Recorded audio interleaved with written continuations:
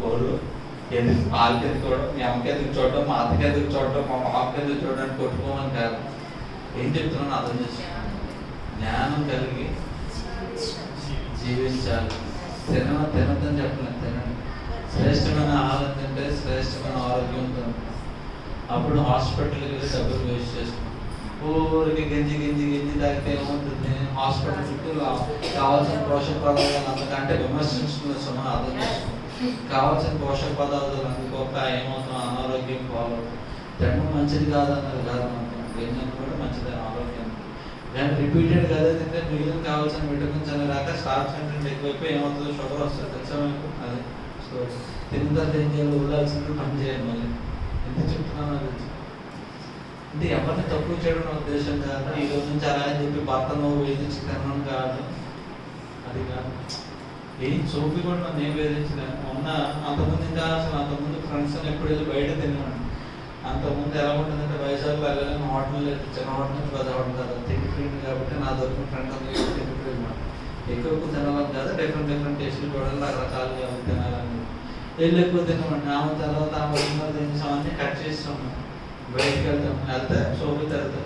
ఒక 5 తీసుకెళ్తే ఎంత అవుతుంది? సోపు తగ్గితే సోపు ఎవరికి వెళ్తాం కాబట్టి డబ్బులు చెప్పు ఎవరికి అలవాటు, సోపుకి అలవాటు. సో ఆ విధంగా ఏం చేసుకున్నాం? ఖర్చులు తగ్గించుకున్నాం. నేను చెప్తున్నాను, అనవసరమైన ఖర్చు మనసు అవసరం దాయడం. నెక్స్ట్ తెలివితేటలు బట్టి ఏం చేసింది? కొన్ని మంచి పనులు చేసింది కనుక స్త్రీలు కూడా ఏం చేయాలి? మంచి పనులు చేయాలి, మంచి ఆలోచన మన భర్తలు. అంతేగాని అంత తెచ్చావు, ఆ బయట తీయి, షర్ట్ మార్చిపోయింది, ఆయన అవసరం నీకు బట్టలు కొనుక్కోకు, కాయగూరలు వద్దు, సంత లాస్ మార్కెట్ లాస్ వెళ్ళిపోయి మిగిలిన తెచ్చుకుంటావు. ఈ తెలివితేటలు తప్పులు. అదే 9 నెలల ప్రారంభం రాత్రి 6:30 వెళ్దాము, 6:30కి వెళ్తే అందరూ వెళ్ళిపోతారు. ఆ టేబుల్ టేబుల్ కూర్చో గిచ్చో తెచ్చుకుంటారు.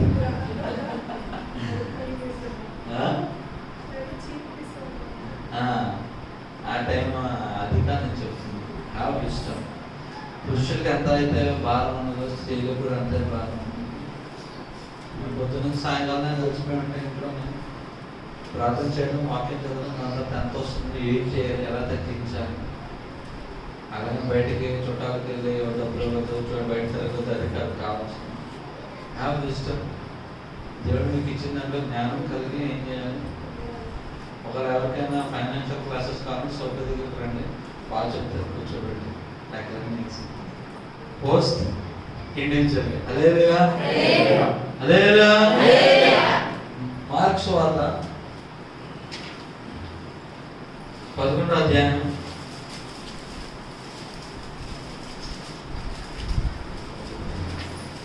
12 నుండి 14 వచనాలు. మార్క్స్ వార్త 11:12 నుండి 14 వచనాలు. మార్క్స్ వార్త 11వ అధ్యాయం. మరునాడు వారు బేతేనియా నుండి వెళ్ళుచుండగా ఆయన ఆకలి కొని ఆకులు గల ఒక అంజూరపు చెట్టును దూరము నుండి చూచి దాని మీద ఏమైనాను దొరుకునేమో అని వచ్చెను. దాని వద్దకు వచ్చి చూడగా ఆకులు తప్ప మరి ఏమీ కనబడలేదు. ఏలైనగా అది అంజూరపు పండ్ల కాలం కాదు.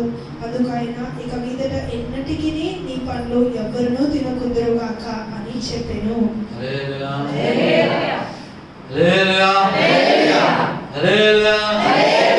సరే, మీరు చాలా సీరియస్ టైంకి వచ్చేది. ప్రార్థన చేసే ముందు ఇందాక ఆరాధన చేస్తున్నప్పుడు దేవునికి 2 గ్రూప్స్ ఐ కెన్ సీ. నేను గ్రహించగలిగింది ఏంటంటే 2 తెగలు ఉన్నాయి. ఒక తెగ తప్పిపోయిన కుమారుడు వలె విడిచిపెట్టి వెళ్ళిపోతే అర్థమవుతుంది. అందరూ ఎక్కడ ఉన్నారు? హలో. ఇంకొక తెగ ఎలా ఉందంటే తెలుసా?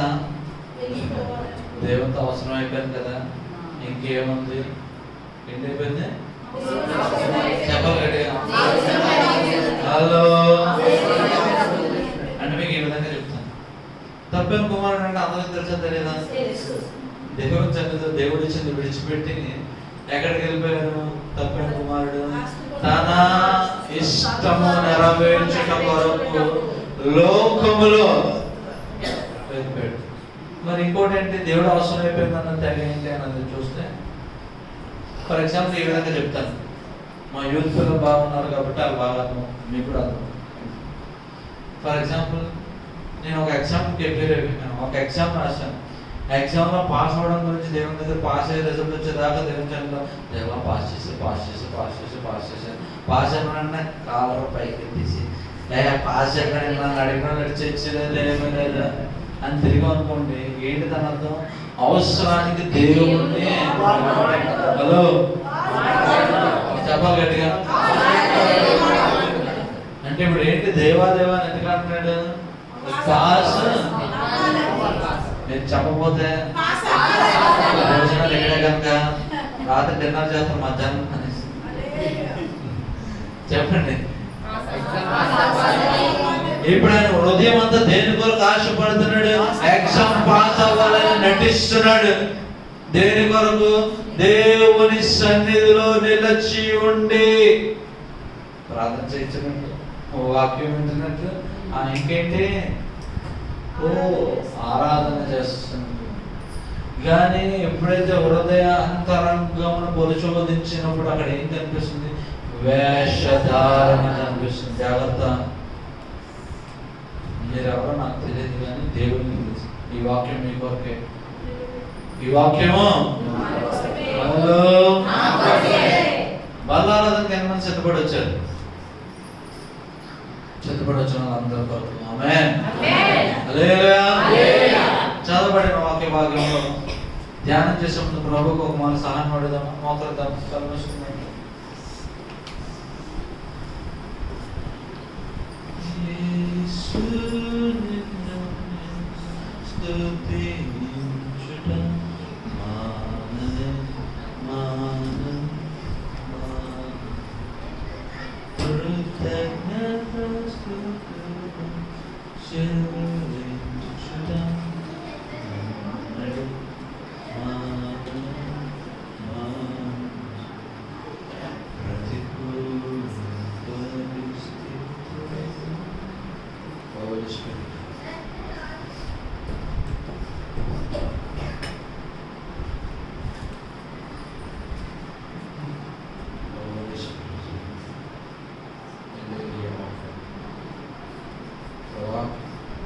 ఆశతని పాదము దగ్గర ఆశతని పాదము దగ్గర చూస్తాను, ఆకలితో ఎదురు చూస్తాను. నిశ్చయంగా మాట్లాడు. మీరు మాట్లాడకపోతే ప్రభా మా జీవితాలు మార్చబడలేదు. మీరు మాట్లాడకపోతే ప్రభా మా ఆకలి తీర్చబడలేదు. అయ్యా ఆశతని పాదము దగ్గర ఎదురు చూస్తుండగా ఆశను తీర్చమని అడుగుచున్నాను. ఆశను తీర్చమని అడుగుచున్నాను. అయ్యా మేమేమి కానీ వాక్యాన్ని తెలిసి ఏమి జరగదని నాతో మాతో మాట్లాడమని అడుగుచున్నాను. నాతో మాతో మాట్లాడమని అడుగుచున్నాను. నాతో మాతో మాట్లాడమని అడుగుచున్నాను. నిలబడి నేను సైతం నీ సిరుగు చాటున్నాను. నేను మరుగుపరుచుకొని నేను రక్తంతో కడుక్కుంటుండగా ఇంకో సజీవని నీ మాటలతో నింపమని అడుగుచున్నాను. వాగ్దానం చేసిన నా దేవా నీ పాదముల దగ్గర నీ వాగ్దానాన్ని పట్టుకొని నిలబడుతుండగా నా నోరు బాధగా తెలుస్తుండగా నీ సజీవన మాటలతో నింపి నన్ను తృప్తిపరచండి, మమ్మల్ని తృప్తిపరచండి. తద్వారా మేమందరము ప్రభా రాకడలో ఎత్తబడి మీకు నీకు ఇష్టమైన సంఘముగా బిడ్డలుగా మార్చబెట్టడం సహాయం తెచ్చి అటువంటి శ్రేష్టయుక్తమైన జీవితాలను మాకు దయచేయమని అడుగుతున్నాను. దయచేయమని అడుగుతున్నాను. అటు రీతిగా ప్రభా మీరు మార్చండి, మలచండి, మమ్మల్ని చెక్కమని అడుగుతున్నాను. ఇంకో ప్రభావం వచ్చిన ప్రతి ఒక్కరిని నీకు అప్పగిస్తాను. వాళ్ళ హృదయాల ఆలోచన తలంపులు సమస్యము నీకు అప్పగిస్తూ నజరేయుడు యేసు నామములో దున్నుతుండగా దున్నబడి మంచి నేలగా మార్చబడిన గాక అని ప్రకటిస్తున్నాను. అటు రీతిగా మేమందరం ఫలించే వారిగా మార్చివేయండి. ఒకవేళ దృష్టిలో ఏమైనా గురుగులు వెళ్తుంటే ఆ గురుగులన్నింటినీ పెరిగి వేయండి. మంచి నేలగా మార్చివేయండి. ఆలోచన తప్పులు కేవలం నీ మీద మాత్రమే నిలిపి కృపను మాకు దయచేయమని అడుగుతున్నాను. నా ప్రభు నా రక్షకుడు యేసుక్రీస్తునాం ప్రార్థించి ప్రవచించి బతిమలాడి అడిగి వేడుకుంటున్నాం తండ్రి. ఆమేన్ ఆమేన్ హల్లెలూయా. చెప్పాలి గట్టిగా. ఇప్పుడు చదువుదామా మరొకసారి మార్కు సువార్త 11:12-14 మరునాడు వారు బేతనియా నుండి వెలుచుండగా ఆయన ఆకలి కొని ఆకులు గల ఒక అంజూరపు చెట్టును దూరం నుండి చూచి దాని మీద ఏమైనా దొరుకునేమో అని వచ్చాను. దాని ఎద్దుకు వచ్చి చూడగా ఆకులు తప్ప మరేమీ కనబడలేదు. ఏలనగా అది అంజూరపు పండ్ల కాలము కాదు. అందుకు ఆయన ఇక మీద ఎన్నటికి నీ పండ్లు ఎవరినో తినకుందురుగాక అని చెప్పాను. ఎన్ని మంది చదవాలి ఈ వాక్యం? అందరూ చదవాలి బైబిల్ ప్రజలు. హల్లెలూయా. ఇప్పుడు ఒక ప్రశ్న. ఓకే, ఫస్ట్ వాక్యాన్ని అర్థం చేసుకున్నా, అప్పుడు దాని తర్వాత లోతుల్లోకి వెళ్దాం. ఎవరు ఎక్కడి నుంచి బయలుదేరారు? యేసు ప్రభు. ఎక్కడి నుంచి బయలుదేరారంట? బేతనియా నుండి వెళ్ళిస్తున్నారు. అవునా కాదు? ఏం కలిగినానికి? ఆకలి కలిగింది. ఆకలి కలిగిన తర్వాత ఏం చూశాడు ఆయన? అంజూరపు 13వ వచనం చదవండి. ఆకులు గల అంజూరపు చెట్టుని చూడలే. ఎలా చూశాడు? చెట్టుకు ఒక వివరణ ఇవ్వబడింది. ఆకులు కలిగి ఉన్న చెట్టుని చూశాడు. హలో, ఉన్నారు ఎక్కడ అంతా? ఏ చెట్టు చూశాడు ఇప్పుడు? అంతేగాని అంజూరపు చెట్టుని చూడలేదు. ఆకులు కలిగి ఉన్న అంజూరపు చెట్టుని చూశాడు. నెక్స్ట్, ఎప్పుడైతే ఆకులు కలిగిన అంజూరపు చెట్టుని చూశాడో అంజూరపు చెట్టు దగ్గరికి పోయి ఏం చేస్తున్నాడు ఇప్పుడు ఆయన? ఏం చేశాడు? ఏం కొరకు వెతుకుతున్నాడు ఆయన? ఫ్రూట్స్, ఫలాల కొరకు వెతుకుతున్నాడు. వెతికారు వెతకలేదు. నెక్స్ట్, దాని యొద్దకు వచ్చి చూడగా ఆకులు తప్ప మరేమీ కనబడలేదు. ఆకులు తప్ప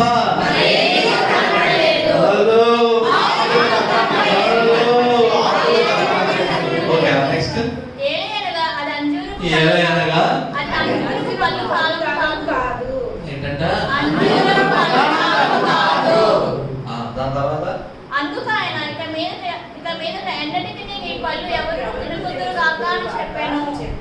హల్లెలూయా.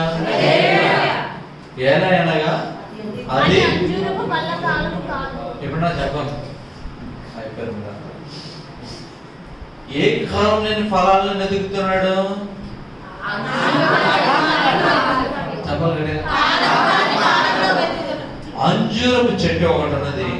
ఆ చెట్టు ఫలించే కాలము కానందున ఆ చెట్టు ఫలించలేదు.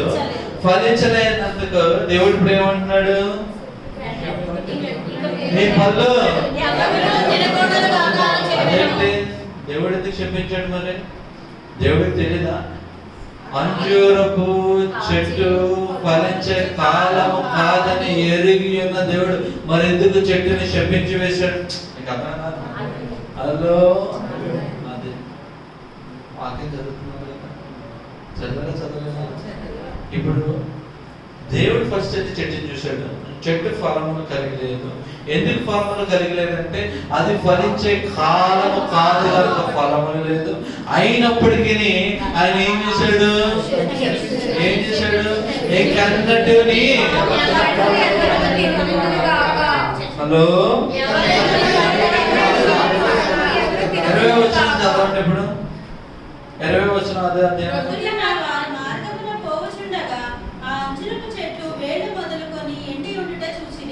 ఆయన ఎప్పుడైతే మాట చెప్పాడో ఏమైపోయింది? నెక్స్ట్ రోజు పొద్దున్నకి ఏం చెప్పాడు మాట? ఇంకెన్నటికి నీ ఫలము ఎవరు అంటే ఏమైపోయింది? ఇప్పుడు నాకు చెప్పాలి మీరు. చెట్టు ఉంది, ఫలించే కాలం నిర్ణయించబడింది. ఫలించలేని కాలంలో చెట్టుని దేవుడు ఎందుకు శపించాడు అన్నది మనం అర్థం చేసుకుంటే మన వాక్యం అయిపోతుంది. రాయబడి లేదా? అంజూరపు చెట్టు ఫలించే కాలము కాదు, అయినప్పటికీ చెట్టు వేరులతో సైతము పెరిగి వేయబడినది. పెరిగిపోబడదా? ఆ మాట రిలీజ్ చేశాడు. అంతే ఏమన్నాడు? ఏ చెట్టు నీ ఫలానికి అన్నటికీ ఎవరు తినలేరు. ఎవరు తినకూడదు కాకుండా చెట్టు తినకూడదు కాక నీకు ఇంకెవరిని ఫలాలు ఎప్పటికీ తినరు అని చెప్పాడు ఆయన. నెక్స్ట్ పొద్దున్నకి వచ్చాక ఏమైపోయింది, ఇంకెప్పటికీ తినకూడదంటే మరి చెట్టు నిల్చుంటుందా చెట్టు? అందుకే చెట్టు ఏమైపోయింది, చెట్టు మరణించినట్లుగా చూస్తున్నాం, లేదా చెట్టు ఎండిపోయినట్లుగా మనం చూస్తున్నాం. ఇప్పుడు ప్రశ్న, ఫలించలేని కాలంలో కూడా చెట్టుకి ఎంత కఠినమైన తీర్పు ఎందుకు తీర్చబడింది?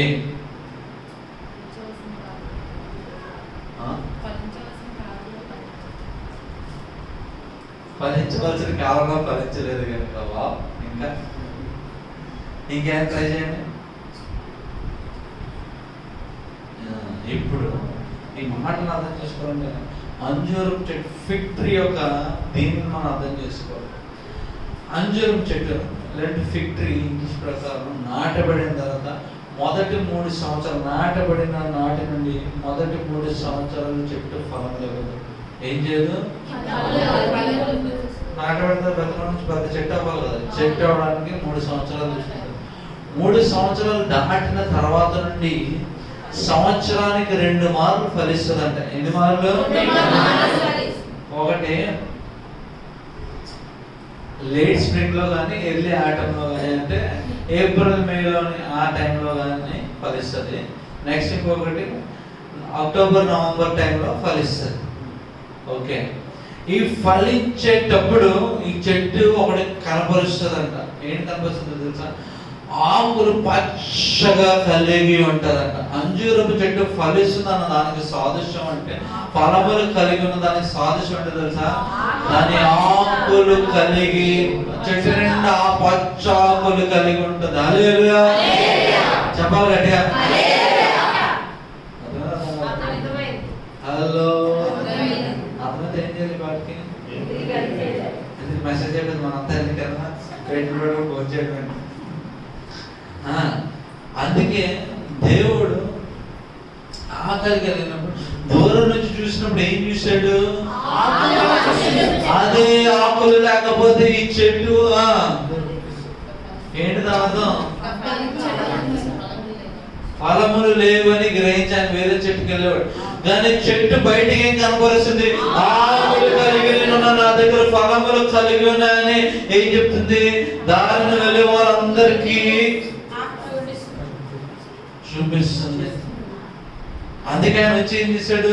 ఆకులు కలిగి ఉందని చెప్పి వచ్చి చెట్టులో ఫలము ఉందా లేదో అని చెప్పి నెతికాడంట. చూసాడా చూడలేదు? అక్కడ రాయబడి అంటే బాటసార్లు వెళ్ళిపోతున్న వాళ్ళందరూ చెట్టుని చూసి ఏమనుకున్నారు? అబ్బా చెట్టు మంచి ఫలాలు వస్తున్నామా బాగా అంటే, ఫర్ ఎగ్జాంపుల్ ఈ విధంగా చెప్తాను. Okay, thank you. చెట్టు ఇప్పుడు ఫర్ ఎగ్జాంపుల్ ఓకే, ఇంకా బాగా చెప్పచ్చు. మీ పెరట్లో కానీ మీ తోటలో కానీ ఒక చెట్టు ఉందండి. చెట్టు చూడడానికి పచ్చగా ఉంది. చూసిన వాళ్ళంతా ఏమనుకుంటారు? మంచి పచ్చగా ఉందండి, మంచి కానీ మీకు మాత్రం తెలుస్తుంది అసలు ఫలిస్తుందా లేదా అనేది. ఏమన్నా చెట్టు ఎంత ఫలిస్తుంది, కనీసం ఒక జామకాయ ఒక మామిడికాయ మాకు ఇవ్వచ్చు కదంటే ఊరుకొని అర్థం కాదు. ఏ 10 సంవత్సరాలు చెట్టు పచ్చగా ఎప్పుడు అంతేనా? అర్థం మీకు అర్థం కాదు అంటే ఎప్పుడు తెలుస్తుంది?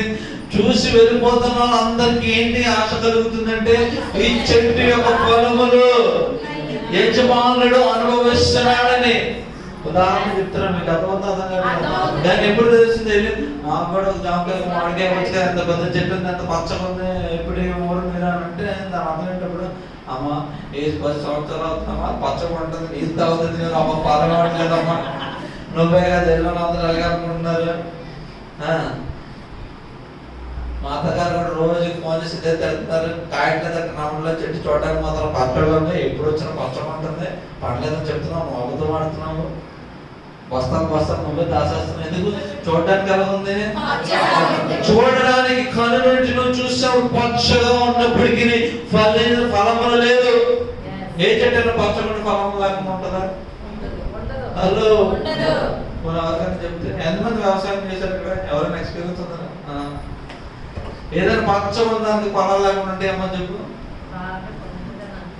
తమ కాలం ముందు ఏం చేస్తావు? కోత పూసి ఫలాలు ఇస్తూనే ఉంటాయి. అవునా కాదా? ఫలించినప్పుడు మాత్రం ఇప్పుడు మామిడిపళ్ళు సీజన్ వస్తుంది చూడండి. ఇప్పుడు మామిడికాయ చెట్లు మంచి గ్రీన్ ఉండి పూత పోసి మొత్తం ఏమవుతుంది? ఎందుకు? ఆకులన్నీ ఎండిపోయి పచ్చగా లేకపోతే చెట్లను కాదా? ఇప్పుడు ఫలించే టైం ఎప్పుడు ఎలా ఉంటుందంటే, ఓకే ఏ చెట్టు అయినా ఫలించే టైం ఎలా ఉంటుంది తెలుసా? బలంగా ఉంటుంది. ఎలా ఉంటుంది? బలంగా కాదు, ఆరోగ్యంగా ఉంటుంది. హెల్తీగా ఆరోగ్యం. చెట్టు ఆరోగ్యంగా ఉందని అలా చెప్తాం మనం. దాని ఆకులు అక్కడికి వచ్చి చూపించలేరా? హలో చెప్పాలి, ఎలా చెప్తాం? ఆకులను బట్టి మనం చెప్తాం, అవునా కదా? చెప్పాలి గట్టిగా. ఇంట్రెస్టింగ్ లేదు మీరు అంతా. నేను చికెన్ కూర ఉండాలని ఆకలేస్తున్నా. వద్దులేండి, ఏదంటే చికెన్ కూర మళ్ళీ టేస్ట్ పాడైపోతుంది. అంటే మీరు ఒకటి ఇంపార్టెంట్ అదే చూసుకో. ఒక చెట్టు ఫలిస్తుందో లేదో అన్నది ఎలా చెప్తున్నాను? చూడటానికి పంచమంటే చెట్టు ఫలిస్తున్నాను అనుకుంటున్నాను, కానీ నిజానికి వెళితే, దగ్గరికి వెళ్తే, తోటమాలిని అడిగితే తెలుస్తుంది అది పచ్చగా ఉన్నప్పటికీ అది చెప్పాలి గట్టిగా. ఎందుకే ఎగ్జాంపుల్ చెప్పాను? ప్రభు చూసినప్పుడు ఆకలితో చెట్టు చూడడానికి మాత్రం అలా ఉంది, ఫలములు కలిగిన చెట్టు వలె పచ్చగా ఉన్నది. కానీ ఆ ఫలములు ఆయన వచ్చి చూసాడు ఆశతో. ఆకలి కలిగి ఉన్నాను కదా, ఆకలి తీర్చబడుతుందని ఆశతో ఆ చెట్టుని పరిశీలన చేసినప్పుడు ఆ చెట్టు మీద ఒక్క ఫలము కూడా లేదు. అందుకు ఆయన బాధపడ్డాడు. ఎందుకు? నువ్వు చూడడానికి మాత్రం బయటకు వెళ్ళమును, ఫలించే చెట్టు వలె కనిపిస్తున్నావు, కానీ నీలో ఫలములు లేనందువల్ల. అంటే వేషధారణ వంటి జీవితాన్ని నువ్వు కలిగి ఉన్నావు, బయటికి మాత్రం ఎలా కనిపిస్తున్నావు? పరిశుద్ధుడు. ఎలా కనిపిస్తున్నావు? భక్తిపరుడు. కానీ నీలో ఫలములు నిన్ను పరిశీలన చేసినప్పుడు నీలో ఒక్క ఫలము లేనందువల్ల నీ ఫలములు ఇంకెన్నడు ఎవ్వరు ఏం చేయడంట. నెక్స్ట్ రోజుకి ఏమైపోయింది? చెట్టు ఆరోగించింది, జీవము లేదు దానివల్ల. జాగ్రత్త. ఒక చెట్టునే ఆయన, ఒక చెట్టుని కూడా వేషధారణ కలిగి ఉన్నందుకు ఆయన పేరుకి వేశాడు. అబ్బా నెక్స్ట్ ఏదైనా అన్నాడా? ఏం చేశాడైనా? నా తండ్రి ఒక తోటమాలి, ఆయన తోటలో ఏముందంటే బోల్డ్ అనే చెట్లు ఉన్నాయి, ఫలించలేని ప్రతి చెట్టుని ఏం చేస్తాను? చెప్పాలి గట్టిగా. ఎక్కడ చదువుతా? హలో, ఇప్పుడు ఈ చెట్టుని చూస్తే ఆకులన్నీ కలిగి ఉంది, కానీ ఏం లేదు దాంట్లో ఫలం. మీకు ఇంకా ఇంకా డౌట్ ఇంకా డీప్గా ఎక్స్ప్లెయిన్ చేయాలంటే, చెట్ల ఆకులన్నీ ఎలా ఉంటాయి? పచ్చగా. కింద నుంచి అందాల్సిన సారం అంతా భూమి నుంచి నీరు అన్ని అంతా పచ్చగా ఉంటాయి. అంటే మీరు నాటబడిన భూమిని బ్లేమ్ చేయడానికి లేదు, నీళ్ళు రావట్లేదు, దానికి సారం లేదు చెప్పడం లేదు. ఆ సారమే లేకపోతే కనుక చెట్టు ఆకులు ఎండిపోయి ఉంటే, చెట్టు మాత్రం సారవంతమైన భూమిలో నాటబడ్డది, దానికి నీరు వేయబడుతున్నది, దానికి సారం దొరుకుతున్నది, అయినప్పటికీ అది పచ్చగొండి ఫలించలేని కండిషన్ లో ఉంది. అర్థం కదా? ఎక్కడ నాటబడ్డది? దాంట్లో భూమిలో సారం ఉన్నది, లవణాలు అన్ని ఉన్నాయి, నీరు అన్ని ఉన్నాయి, దానికి అన్ని దొరుకుతున్నప్పటికీ ఆకులు మాత్రం పచ్చగా కలిగి ఉండి ఫలములు ఇవ్వలేని కండిషన్ లో ఉన్నది. లేదంటే మీరు అంత తెలియని అన్న యాక్చువల్గా ఆ నేల మంచిది కాదు, ఫలించలేదు, మరి ఆకులుగా పచ్చగా అయిపోతున్నాయి. సో నేల ప్రాబ్లం కాదు, it is not about soil, it is about tree. భూమి యొక్క కండిషన్ కాదు అక్కడ, చెట్టు యొక్క కండిషన్. అర్థమవుతుంది? భూమి యొక్క ఇది కాదు, కానీ చెట్టు ఫలించలేకుండా ఉన్నది. దానికి కావాల్సిందంత అది పొందుకుంటూ ఏం కలిగి ఉంది? ఫలములు లేని దాని. నువ్వు కూడా దేవుని సన్నిధిలోకి వచ్చి వినాల్సిందంత విని చేయాల్సినంత చేసి ఇంకా నువ్వు ఫలములు లేని వలె ఉంటే ఏమవుతుంది? పెరిగి వేయబడతావు. చెప్పాలి గట్టిగా. హలో, ఆయన ఒకే ఒక మాట అన్నాడు. ఏమన్నాడు? 14 అందుకు ఆయన ఇక మీదట ఎన్నటికీ నీ పండ్లు ఎవరు తినకూడదుగాక అని చెప్పాను. హల్లెలూయా. ఇప్పుడు చూడండి జాగ్రత్తగా. అందుకు ఆయన ఏమన్నాడు?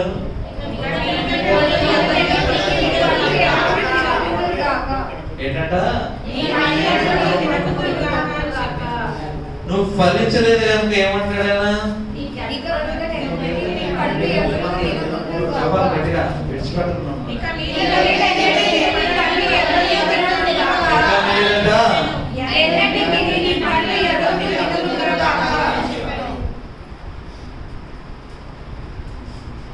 నేను తినకపోవడం కాదు, కానీ వేరే తినకపోవడం. ఎవరు తినడంట? ఎవ్వరు. చెప్పాలి గట్టిగా.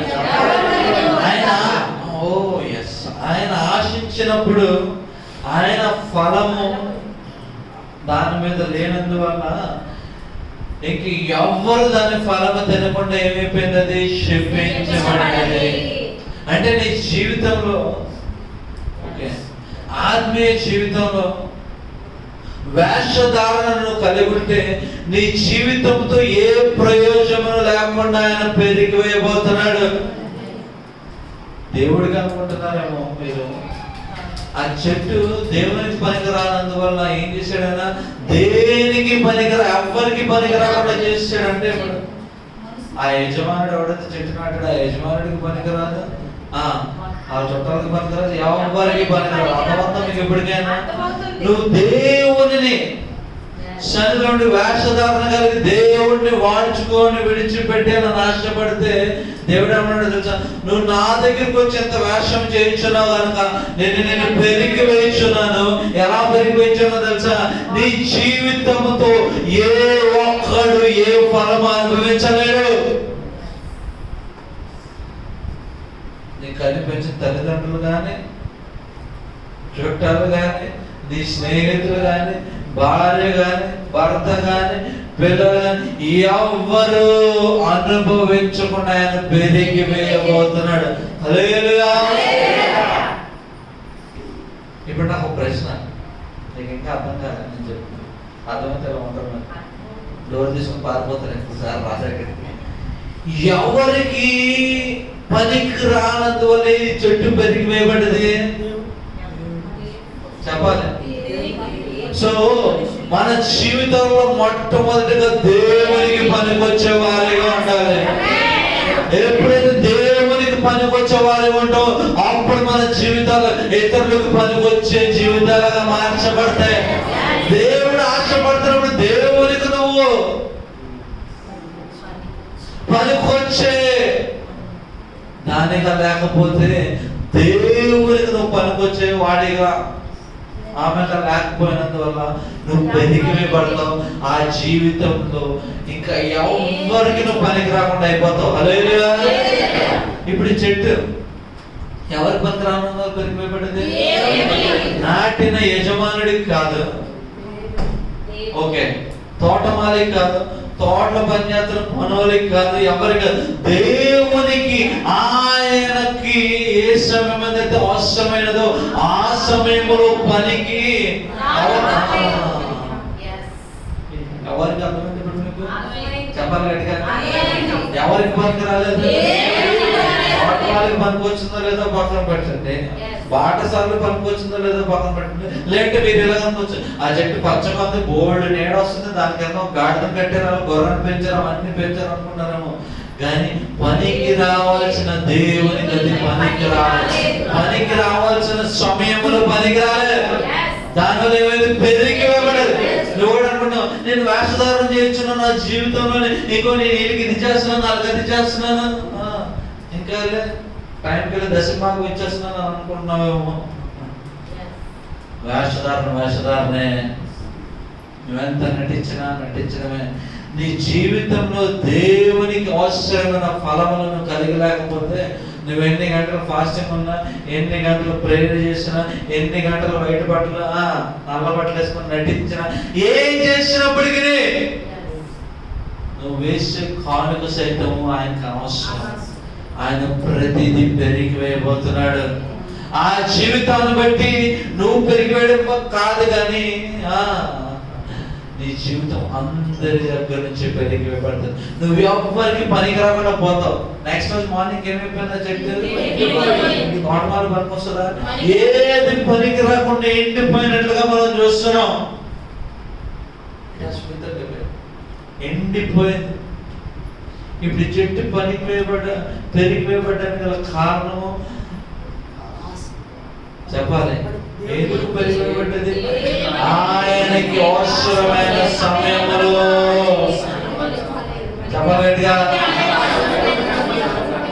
ఎందుకు ఇన్నిసార్లు చెప్తున్నాను తెలుసా? ఇప్పుడు ఎవరికి అవసరమైనప్పుడు మనం ఫలించే వారిగా ఉండాలి. పక్కింటి గురించా? ఎవరి గురించి? దేవుడు ఎప్పుడైతే నీ జీవితంలో ఫలముల గురించి ఆశపడుతున్నాడో, వేషధారుని పక్కన పెట్టి ఫలించే ఫలములను కలిగి నువ్వు నిలిచి ఉండబోతున్నావు. అంతేగాని వేషధారణ కలిగి ఉంటే పెరిగి వేయబడతావు. ఆ జీవితం పెరిగి వేయబడిన తర్వాత ఎవరికి అవసరం లేకుండా పెరిగి వేయబడతావు. ఎక్కడికి వెళ్ళిపోతావు? ఇంకా చెట్టు ఇంటి పెడతాం ఏం చేస్తావు? అగ్ని పడేస్తుందా? ఎలా నరుకుతారా? వేరుతో సహా. ఎందుకు? దాని ప్లేస్ మీద ఒక కొత్త తీసుకోవాలి, మంచి సారవంతమైన భూమి అని చెప్పి తీసి నరక వేయబడుతుంది.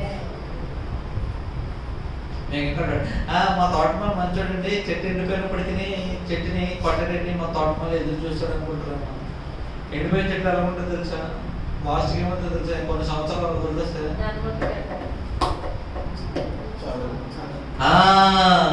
అది ఏమవుతుంది? పురుగులు పట్టి పట్టి ఎండిపోయి మొత్తం అంతా ఏమవుతుంది? ఎందుకంటే సారము దాంట్లో లైఫ్ లేదు. ఏమైపోయింది? అది ఎండిపోయింది. దానికి ఏమవుతుంది? పురుగులు పట్టి చదవలు పట్టి మొత్తం ఎండిపోయి పిప్పి అయిపోతుంటది. అర్థమైందా? ఎప్పుడైనా చూడాలంటే మీరంతా గొప్పలో ఉన్నారు. చిన్నప్పుడు మాలో పొట్టలు చెట్లు ఆడుతారు.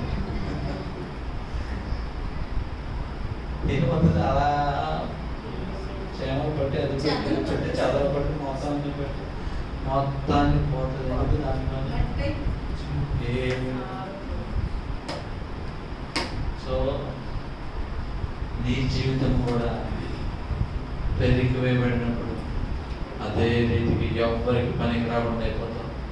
పేరుగా జీవిస్తున్నామేమో, నీ పిల్లలకి నీకు వల్ల ఉపయోగం ఉండదు, నీ భర్తకు ఉండదు, నీ భార్యకు ఉండదు, కానీ పెంచిన తల్లిదండ్రులు కూడా ఉపయోగం లేకుండా అయిపోతాం. ఎందుకు? దేవుడు చూస్తున్నప్పుడు నువ్వు ఫలించలేకుండా ఉంటే జాగ్రత్త. ఈ చెట్టు పెరిగిపోయడానికి కారణం ఆయన కాకలు కలిగిందా? ఆయన కాకలు కలిగింది అందుకే పెరిగిపోయబడ్డది అంటారా?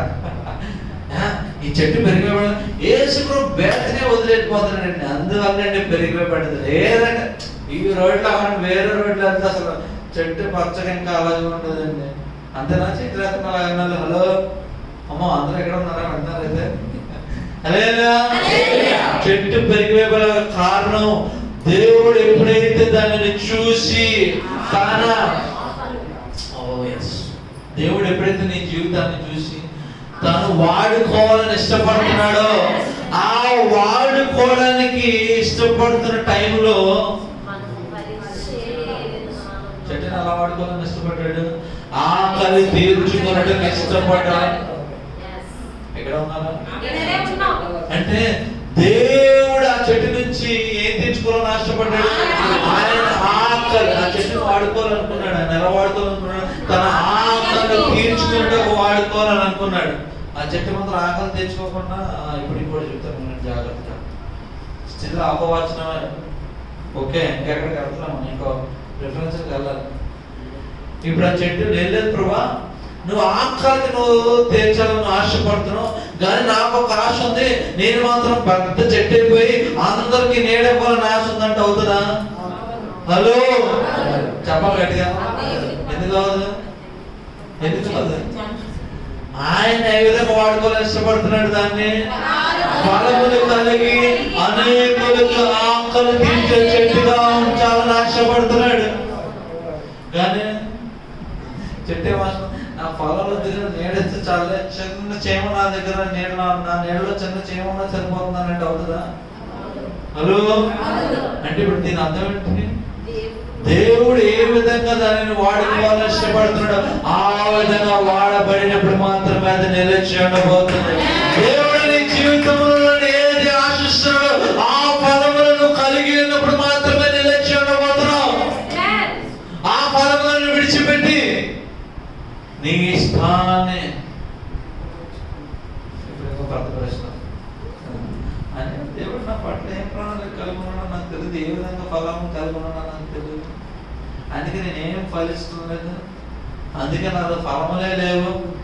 7 మందికి డోట్ చేతులు అతనికి డోట్ మాత్రం లేదో మాత్రం నిలబెట్టి ఇప్పుడు చెప్తే దేవుడు చెప్తున్నట్టే ఇక్కడ చెప్పాలి. అందరూ చేయలేదు ఇప్పుడు అర్థం కాదు క్వశ్చన్. ఇప్పుడు ఏంటి? దేవుడు ఆ చెట్టుని ఏ విధంగా వాడుతామని ఇష్టపడ్డాడు? ఆకలి తీర్చుటకు. ఆయన ఆకలే కాదు, అనేకమైన ఆకలి తీర్చాలని ఇష్టపడ్డాడు. అందుకే ఉన్నాడు, ఇప్పుడు నుండి నీ ఫలములు ఎవరు తినరు. నేను తినలేనందుకు కాదు కానీ ఎవరు తినరు అంటే ఏం కలుగున్నాడు? ఆయన ఆ చెట్టుని చూస్తున్నాడు. ఈ చెట్టు అనేక మందికి ఆకలి తీర్చే చెట్టుగా ఉండాలని ఆయన ఆశపడ్డాడు. కానీ ఈ చెట్టు ఏం చేస్తుంది? అనేక నీడ వల్ల ఆశపడుతున్నట్టుంది. హలో, అందుకేమైంది? పెరిగి వేయబడ్డది. ఇప్పుడు ప్రశ్న, దేవుడు నన్ను ఏ విధంగా వాడుకోవాలని ఇష్టపడుతున్నాడు అన్నది 8 మంది డౌట్ చేసేస్తాను. ఓ ఆన్సర్ ఇది సార్, చాలా అర్థమైంది. మనం దేని కొరకు ధ్యానిస్తున్నాము? ఫలం.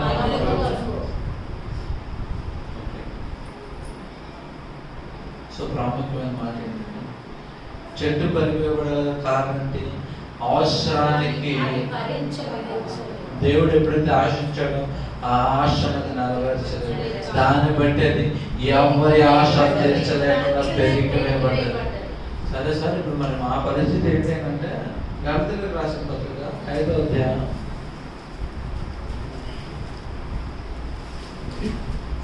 16వ వచనం చదవండి.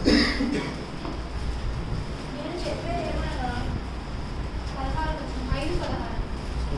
చెప్పున్నదేమనగా ఆత్మానుసారంగా నడుచుకోండి, అప్పుడు మీరు శరీరేచ్ఛను నెరవేర్చరు.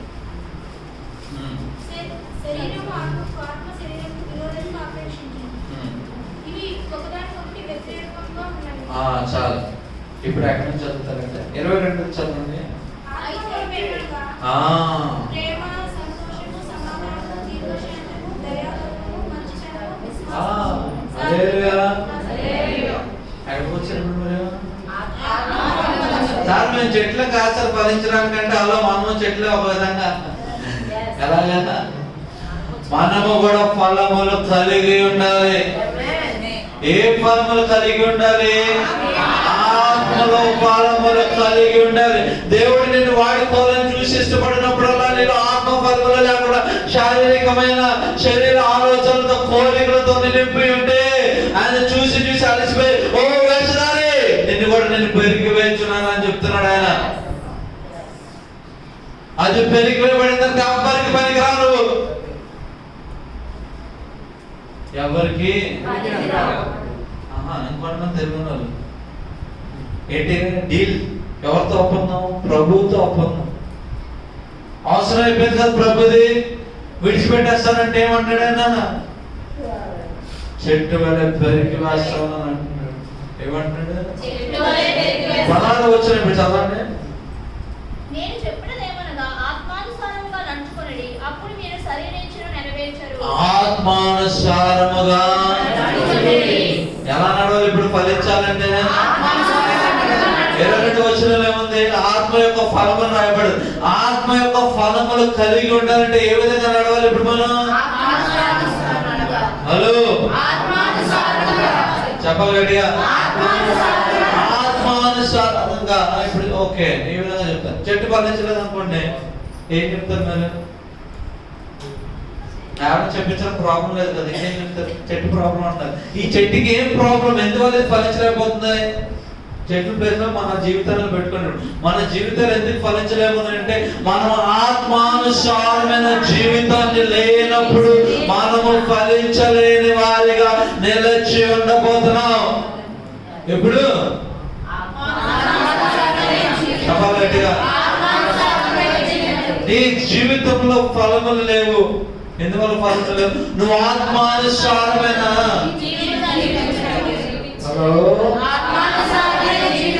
ఎందుకు ఆత్మ శరీరానికి చెప్పాలేంటి భయపడతారు చదువు ఫాస్ట్ గా.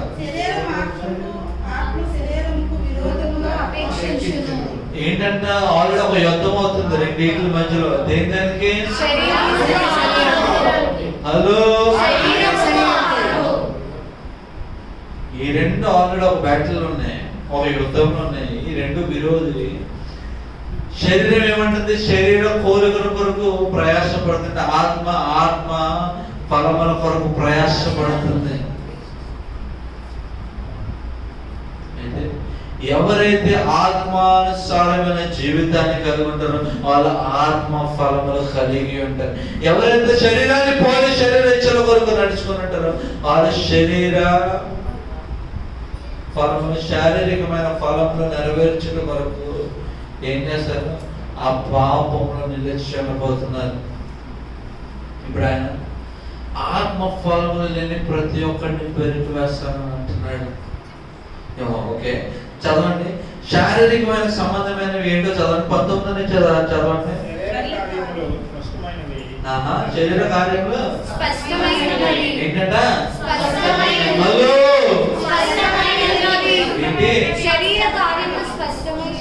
అంటే నీవు ఈ కార్యములు నువ్వు శరీర కార్యము, శరీరం యొక్క ఫలములలో పాపము చేత పట్టబడి ఉన్నది స్పష్టముగా. చెట్టు ఫలించిందో లేదో చెట్టు వైపు ఎక్కి చూస్తూ ఫలములు కలిగిన చూస్తే అలాగే స్పష్టంగా నువ్వు చెప్పగలుగుతున్నావు. నీ ఆత్మీయ జీవితంలో ఈ శరీరం అన్నా ఏంటి స్పష్టంగా రాయబడే ఆ క్రియలలో మునిగి తేలుతుంటే నువ్వు పెరిగివేయబడతావు. జాగ్రత్త, టైం ఇస్ అప్. ఏంటి చదవండి ఆ క్రియలు? ఏంటంట?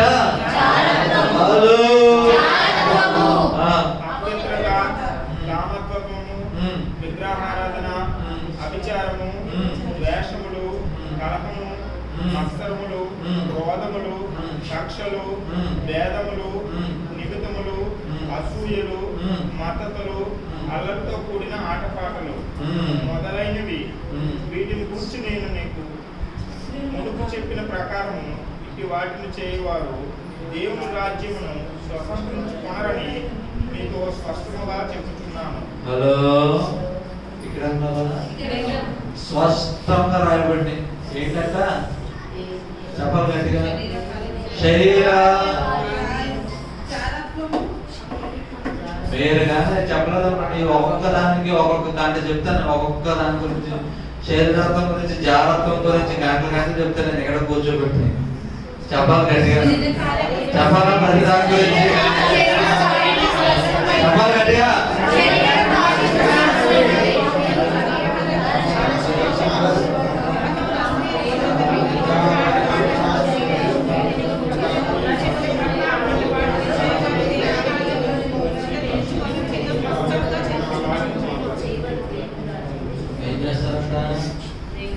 ఈ కార్యాలు మనం అంటే నిశ్చయంగా ఏం కలుగున్నాం?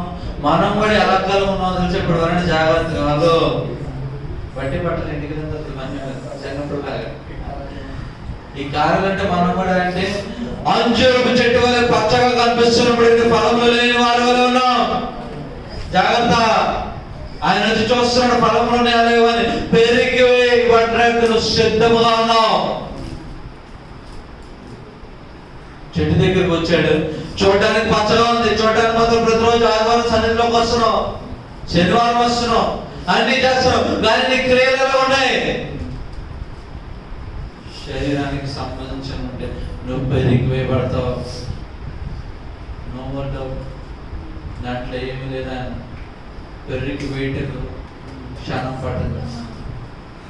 ఆయన ఒక మాట చెప్పి వెళ్ళిపోయాడు. నెక్స్ట్ రోజు ఉదయం వచ్చేసరికి చెట్టు ఏమైంది? హలో, చెట్టు ఎండి వేయబడింది, వేరుతో సహా పెరిగిపోయబడ్డది. కేవలం ఒక మాట మాత్రమే, ఒక మాట సెలవేగేమైపోయింది, పెరిగిపోయింది. అయితే దీంట్లో ఒక మంచి మాట ఇంగ్లీష్లో అయితే రాబడి సెల్ఫ్ అంబిషన్ అంట. తెలుగులో ఏం రాబడుతుంది నాకు తెలియదండి. ఏంటి సెల్ఫ్ అంబిషన్? తెలుగులో ఏం రాబడి చదవండి 19 నుంచి మళ్ళీ. శరీర కార్యములు స్పష్టమైనవి, అవేవనగా శారత్వము, అపవిత్రత, కామకత్వము, విగ్రహారాధన, అవిచారము, ద్వేషములు, కలహములు, మత్సరములు, క్రోధములు, కక్షలు, భేదములు, విమతములు, అసూయలు, మత్తతులు, అల్లరితో కూడిన ఆటపాటలు మొదలైనవి. సెల్ఫ్ అంబిషన్ ఉన్న సరే ఏంటంటే desire of flesh, jealousy, rage, discord, hatred, ఇవన్నీ దేని కొరకు వస్తున్నాయి? శరీర. ఇవన్నీ మనసులో పెట్టుకొని మనం చర్చకు వస్తుంటే దేవుడు ఏం చెప్తున్నాడో తెలుసా? మనోడు ఎలా పోలిస్తున్నాడో తెలుసా? ఆయన సొన్నం కొట్టిన సమాధికి రాళ్ళకి ఏం చేస్తారంటే స్వర్ణం కొట్టిన పరిసలు సర్దుకీలని దేవుడు ఎందుకు అంతగా ఆశించుకున్నాడు తెలుసా? వాళ్ళ జీవితాల్లో కూడా వేషధారణ కలిగి ఉన్నారు. పోయి సర్ప సంతానం అని పిలవబడిన కాదు. ఎందుకు?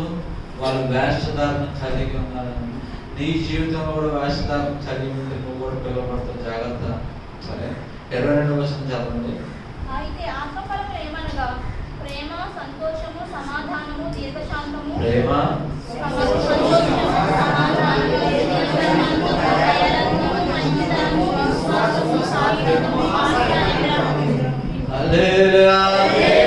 ఆశా నిగ్రహం అంటే ఏంటండి?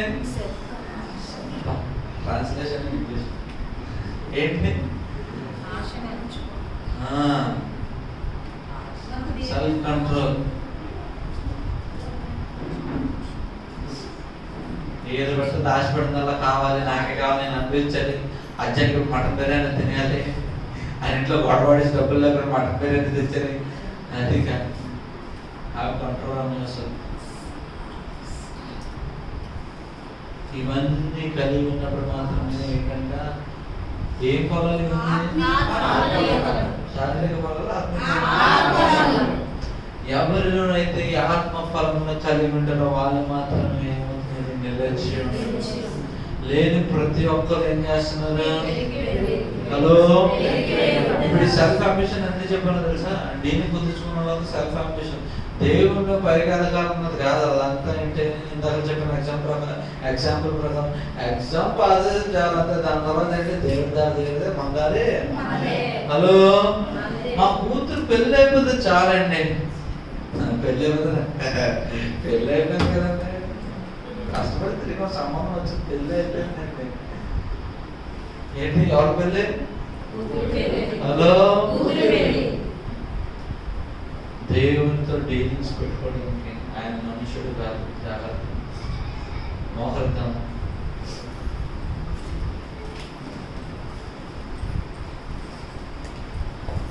ప్రతి ఒక్కరు మోహరిద్దాం.